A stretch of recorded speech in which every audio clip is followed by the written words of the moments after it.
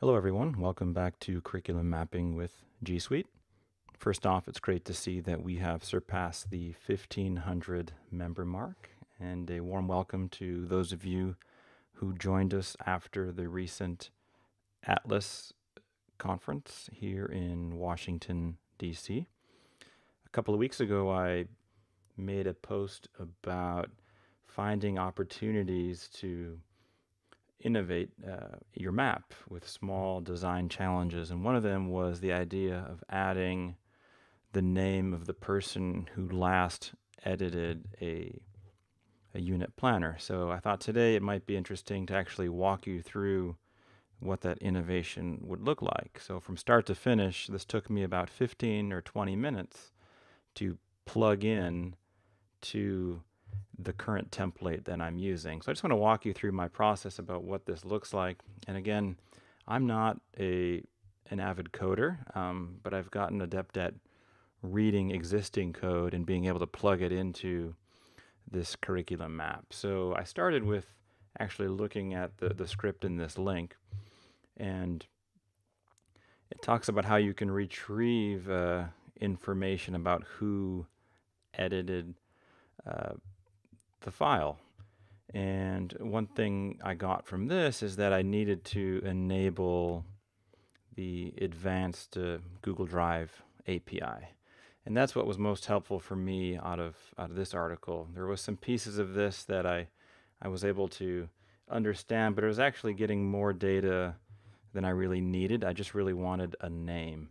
So I extended my search to Stack Overflow, and I came across this answer. And this was more in line with what I was looking for. Again, reiterating the idea of enabling the Drive API in the advanced services, and then a short, simple uh, way of retrieving this information.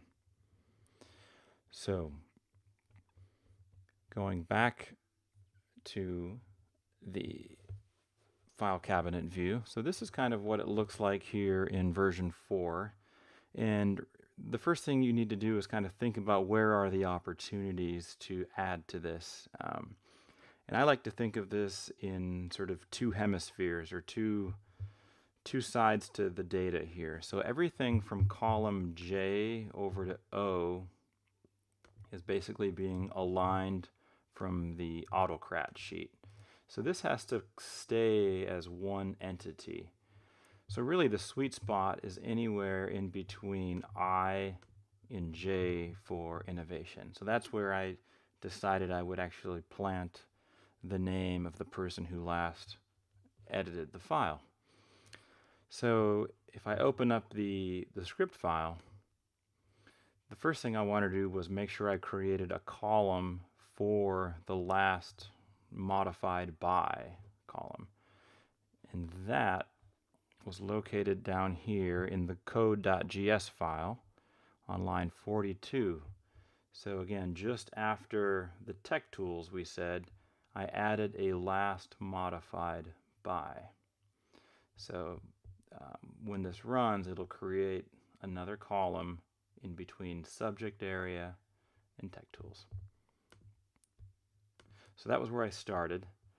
The next piece was to plug in, and before any of this actually, I had to go to Resources, Advanced Google Services, and actually turn on the Advanced Google Services and click OK. So by doing that, it makes a few more features available in AppScript. So that was the first thing I did. And then I made the column for the last modified user. And then I added 2 lines within what's known as the file iterator. So as the script is listing all the drive files, it's iterating through every file in a folder. And in that process, I can retrieve the file ID of the documents in that folder, and I need that information to actually retrieve the name of the user who last edited the file. So I just stacked these two pieces of code right on top of one another to be sure to retrieve the name, and then when the script wants to spit it back out, I simply added the name of the variable to the end of the appending of data into the spreadsheet. So we can see here that right after the metadata piece, there is this opportunity to plant the name of the last known editor. But because we've shifted everything over by one column essentially, I did have to go back and update the range at which the autocrat formulas are planted. So in the original, if we go into the align autocrat function, we can notice that we have a range here of J2 to Q.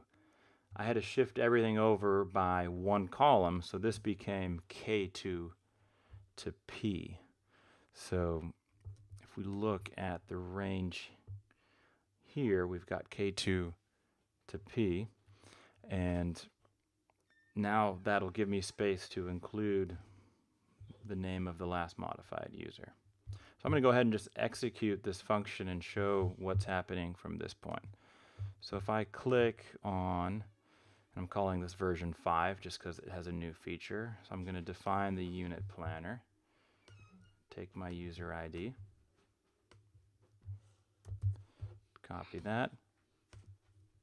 I'm going to paste the ID into the script, and I'm going to move along to the next step. I've actually already connected the autocrat sheet here, so we can see that's already available to us, so I don't have to do that step. I'm going to jump right ahead to manually listing the unit planners. So as we can see now already,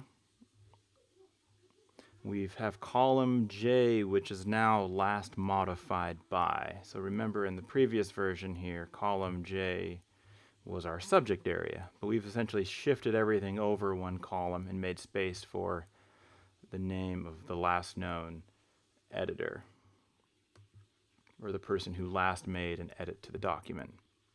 So if I click the Start button, it's going to list the files per usual, but the added piece is that it gives us the name of the person who last edited. So I hope this gives you an idea of how to think about innovating within your curriculum map and kind of where you can find opportunities and how to translate some snippets of code located elsewhere and put them into your own setting. So thanks for watching. Bye.